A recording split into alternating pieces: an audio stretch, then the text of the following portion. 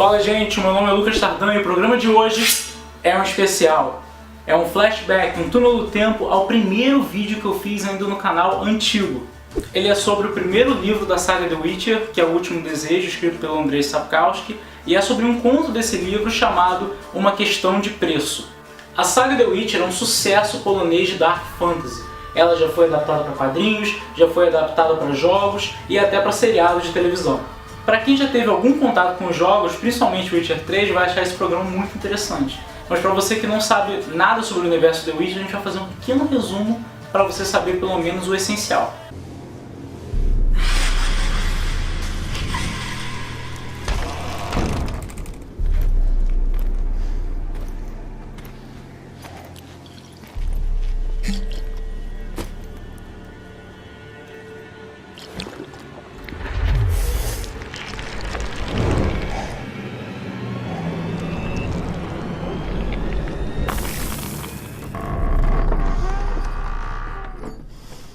O mundo de The Witcher é uma realidade que lembra muito a Baixa Idade Média, que bebe no background economista do autor, dando grande realidade à obra e principalmente se foca no lado escuro do ser humano.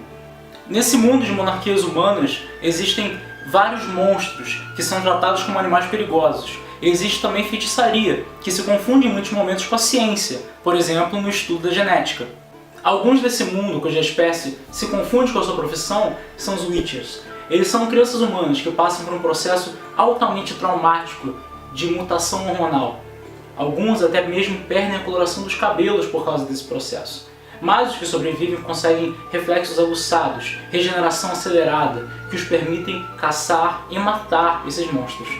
Eles são vistos como máquinas de matar, um mal necessário, e justamente por tentarem se manter sempre fora dos conflitos políticos humanos, eles são também vistos como sem sentimentos, coisas, mutantes, que estão sempre em cima do muro. Evil is evil.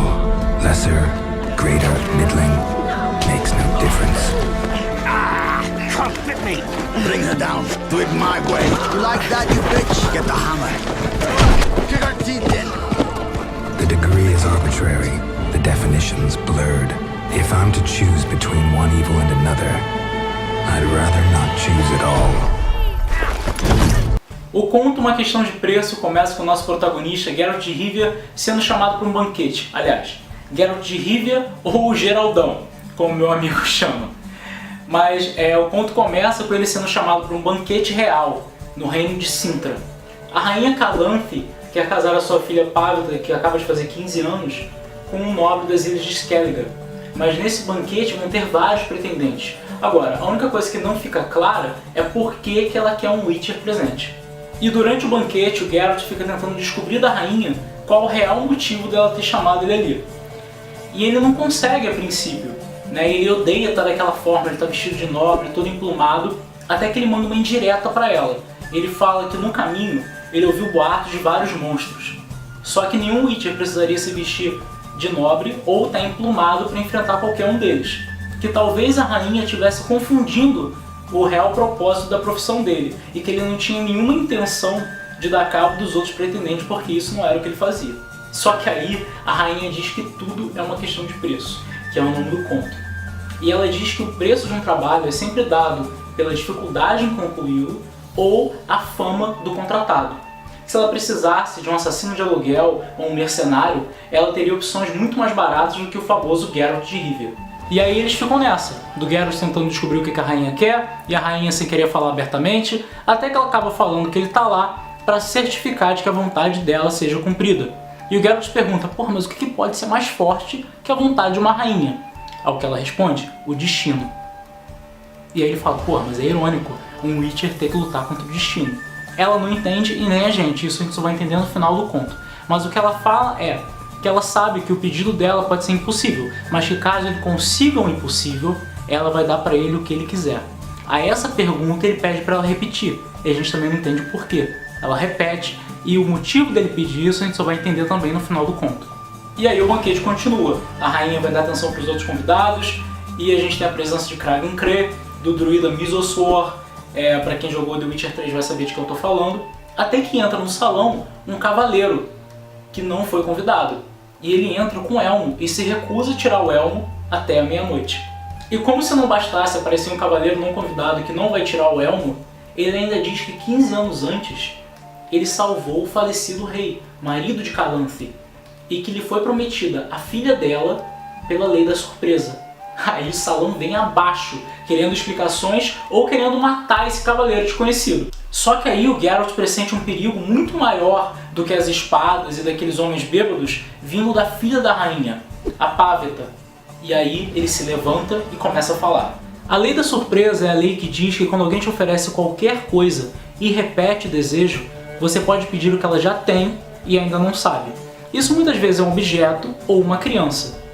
Agora, a razão para alguém exigir a lei da surpresa como pagamento é que dizem que uma criança nascida sob a sombra da sorte cega está predestinada a realizar grandes feitos. Essa criança recebe o nome de criança surpresa.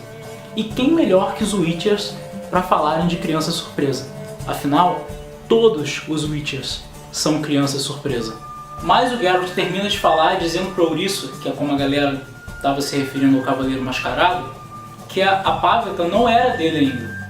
Porque não é a confirmação dos pais que garante que a criança é uma criança surpresa, e sim a aceitação da criança em ir com ele que garantiria que ela foi nascida realmente sob a sombra da sorte cega. E aí finalmente a rainha Calanthe tinha vencido, porque bastava que a princesa dissesse não e o cavaleiro nunca ia poder tocar nela. E aí a Calanthe pergunta para a princesa, e a princesa diz que sim. E aí começa uma luta no salão, e o Geralt de Druida tentou não só salvar a vida do cavaleiro, que estava sob perigo de morte dos outros pretendentes, como também controlar a menina, a Páveta, a princesa, que tinha dons de feitiçaria, que estavam latentes e estavam finalmente se mostrando naquele momento. E aí eu vou pular essa parte, que é muito legal, mas tem no livro, você pode ver, tem luta de espadas, tem os sinais, e já pular para o desenrolar da história, que é quando a rainha Calanthe dá a mão da filha, Páveta, para o cavaleiro Dune, que é o verdadeiro nome do Ouriço. Aliás, Ouriço é porque ele tinha uma maldição que deformava o rosto dele durante o dia, ele só voltava ao normal durante a noite.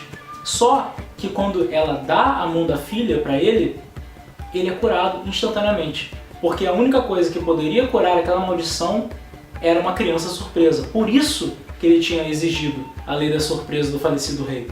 E aí o Geralt já estava pronto para partir, já tinha acertado os seus contos com a rainha, mas o cavaleiro Dune diz que ainda estava em seu débito. E aí ele repete que ele estava em seu débito.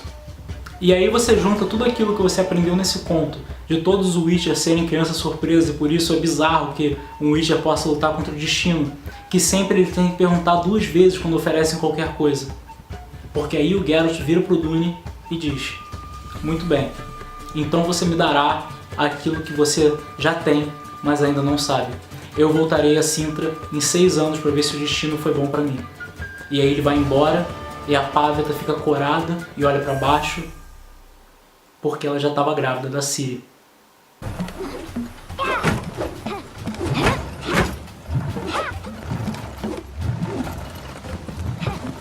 Wrong. Now I see why you were so eager to practice. Strike.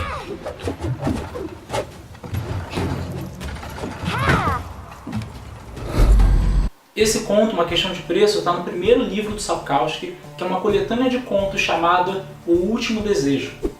Talvez você encontre ela naquela capa ali, porque essa aqui é a coleção antiga. Eu prefiro essas capas, mas aquelas são mais recentes, talvez você encontre mais fácil daquela forma ali. E esse conto em específico é muito interessante, eu acho que até mais para quem jogou The Witcher 3, porque não apenas mostra o começo, né, a história pregressa do atual imperador de Nilfgaard, como também mostra o passado, o antes até, de onde veio essa relação do Geralt com a Círila, né? Por que ela é uma criança surpresa? Por que eles estão ligados pelo destino? Por quê? De onde vem isso? É daí. Então, muito interessante. E caso você se interesse, também pode procurar no YouTube por The Witcher, a série remasterizada, que é a série da televisão com legendas em português. No caso, esse episódio retratado, tem várias modificações, mas é o episódio 6, chamado Calanthe. Né? Se você quiser uma representação visual do que eu falei aqui, você pode ir, mas realmente para você pegar na íntegra, você tem que ir no conto escrito. E é isso, eu espero que vocês tenham gostado do programa de hoje, ficado com pelo menos um pouquinho de curiosidade sobre o universo The Witcher. Para quem já gostava do universo, eu espero que o programa tenha adicionado alguma coisa para vocês, dado alguma informação que vocês não sabiam, alguma curiosidade. E se vocês gostaram do vídeo, não esqueçam de se inscrever no canal, dar uma curtida lá embaixo, deixar um comentário. Façam isso. Give him some protection, and I'll swing you one beautiful discount. I think you'll swing me a discount just because. Aye, good idea. Discount's yours, my friend.